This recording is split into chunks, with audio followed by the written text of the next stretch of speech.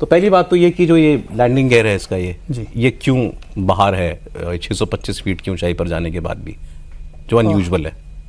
इसमें दो चीज़ें, एक चीज़ सही है कि लैंडिंग गियर मतलब चक्का नीचे है। दूसरी चीज़ वो 625 फीट पे था, वो सही नहीं है। ओके। क्योंकि एक तो कहीं से हमें ये रिकॉर्ड ही नहीं है कि वो 625 फीट कैसे था। अगर आप देखेंगे कि जहाज़ अगर 625 फीट पे चला गया था, इसका मतलब ये है कि उसके तो फ्लैप्स भी ऊपर होने चाहिए थे। नॉर्मल है 400 फीट से ऊपर आप ले सकते हो फ्लैप्स ऊपर। तो ये 600, अभी आप ये देखिए, ये जो आप देख रहे हैं विंग का, आप विंग देखें, विंग टू विंग टिप जो डिस्टेंस है वो करीब 200 फीट का है, मतलब कि जहाज़ का ये। अगर आप उसको वर्टिकली लगा देंगे तो पूरा का पूरा एक विंग टिप पे आपको ग्राउंड आ जाएगा। तो ये मैक्सिमम ग्राउंड से 200 फीट के ऊपर पे मैक्सिमम गया है। अच्छा, ठीक है।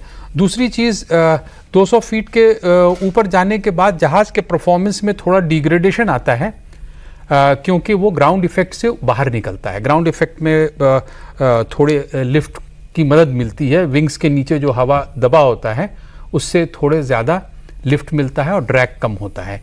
कंसिडरिंग कि एयरक्राफ्ट में देयर वाज जो लॉस ऑफ पावर था, ठीक है, वो इतना था कि जहाज़ जो है वो टेक ऑफ तो कर गया और जैसे ही ग्राउंड इफेक्ट के ऊपर में गया, अब उसमें उतनी जान बची नहीं थी, वो वापस नीचे की तरफ आने लगा।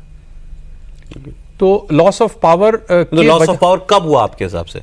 लॉस ऑफ पावर डेफिनेटली एक स्पीड होता है जिसको हम बोलते हैं डिसीजन स्पीड। उस डिसीजन स्पीड के बाद आप रिजेक्ट नहीं कर सकते, जहाज को आप मतलब अबॉर्ट नहीं कर सकते। आप अबॉर्ट नहीं कर सकते।